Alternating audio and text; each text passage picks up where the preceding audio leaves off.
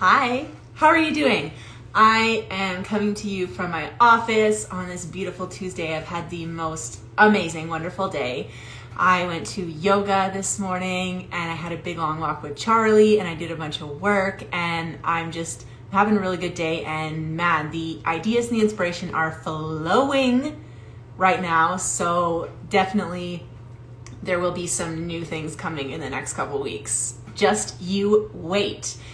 Anyways, I wanted to talk to you today about something that people say, but I don't know if they know actually what it means. How you do one thing is how you do all things. So I have been talking a lot about authenticity, about being yourself in your brand, about standing out in your brand, and how are you going to actually do that? Like, everyone likes that as a concept, but like, what is the how-to on actually standing out and having a brand that's like really, really memorable and actually makes you money, right? Because that is the point of business, is we're here to make money, and there's nothing to be ashamed about that. People go to their jobs to make money, so why shouldn't you want to make money in your business?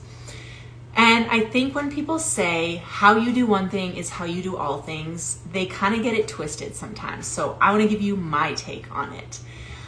The way I look at it, it's not so much that, you know, if you are really dedicated in one area, then you will be dedicated in all areas. Or on the flip side, if you can't seem to get dedicated in one thing, then you're never going to be dedicated at other things. Or if you decide to quit one thing, then you are forever going to be quitting all the other things. I don't believe that at all.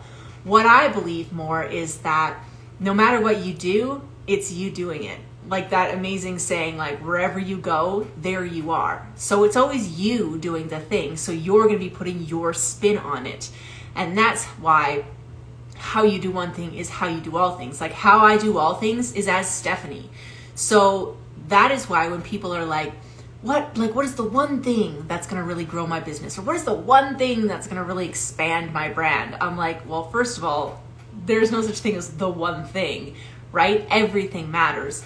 But if I had to choose one thing, it would probably be you and how honest you are with yourself and how willing you are to be yourself in every area of your life. So what I mean by this is, are you the same person at school pickup as you are when you're out with your friends, as you are with your kids, as you are in your business, as you are with your in-laws, right? Like, we all have like slight faces of things we're going to say. Like, we're not going to say the same things to our partner as we are to our kids necessarily, because, you know, age and, you know, the appropriate things to say in certain relationships. But are you at the core the same person? Is there a discrepancy between how you act at work and how you act at home? Is there a discrepancy between how you act for your highest paying client or like somebody who signs up for something free? Is there a discrepancy in how you're showing up at home versus how you are showing up, you know, as you show up on a live, all of these other things? Like, are you showing up in your perfect little life on Instagram, and then as soon as the live stream ends, you're yelling at your kids and everything's a shitty and like you're acting so perfect, yet it doesn't match with your real life? I'm not saying you can't yell at your kids. Of course, you're gonna have to sometimes do that. But what I'm saying is, are you the same person? If somebody from outside of your life saw you in a different part of your life, would they be shocked, right? I always talk about this. Like, if somebody who didn't know about your online presence or didn't know about your business, but knew you like in real life, like maybe at, you know, your bridge club. Do people play bridge still? Is that a thing? Anyways, at your club, at your church, at your bowling league, at your gym, would they be shocked by how you show up online? And if so, which one of you is the real you?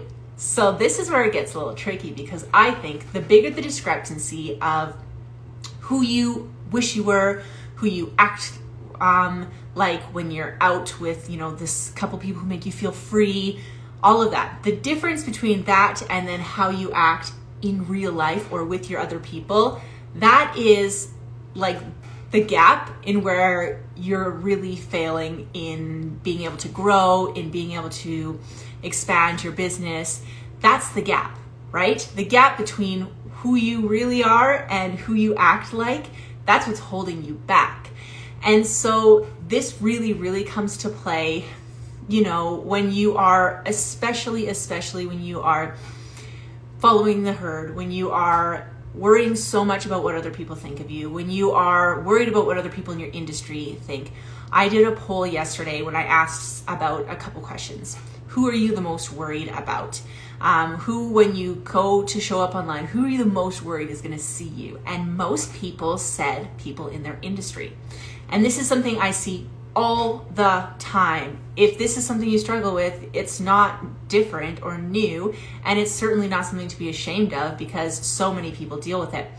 So I often find when people are worried about what other people in their industry are going to think, they end up playing it a little safe. They end up kind of copying what other people are saying because they're like, well, if so-and-so can say this, then I can too, and I probably won't get like canceled or whatever the fear is. Lots of times they're not even really they don't really know that they have that fear. It's like pretty deeply down there. They're not like, oh yeah, well, as I show up, this is my strong fear and this is where I'm leading from. Most people aren't like actually cognizant of that fact. But that doesn't mean that it isn't leading some of their decision making. So when you're showing up and you're like choosing what to wear, what to talk about, or how to talk, or if you're going to swear or any of those things, are you in the back of your mind thinking, oh, what's so-and-so going to think? Or what's that person going to think? Or if I have to see that person at the gym and they see this, oh, like I can't do that. Who is it that is making you change who you are as you show up in your business?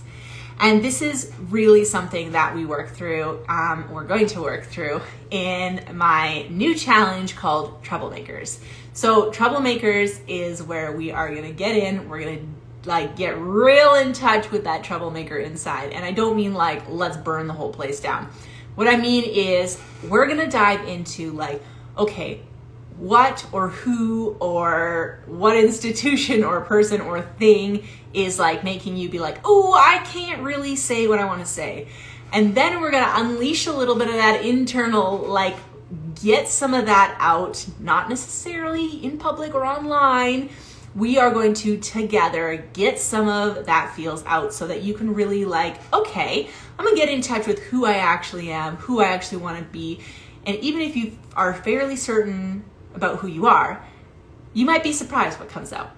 And then we're going to take the data from both of these things and we're going to use it to make amazing fucking content that your ideal clients are going to be like, oh, like magnetized as shit to, because it's going to be the real you, because you're going to no longer be worried about what so-and-so thinks, because you're going to, for maybe the first time, be showing up 1000% as you and then be able to grow from there. And that is the key right there of what is going to bring new people into your business, or what's going to convince the people who already know you that they want to actually work with you and they're going to put their money where their mouth is.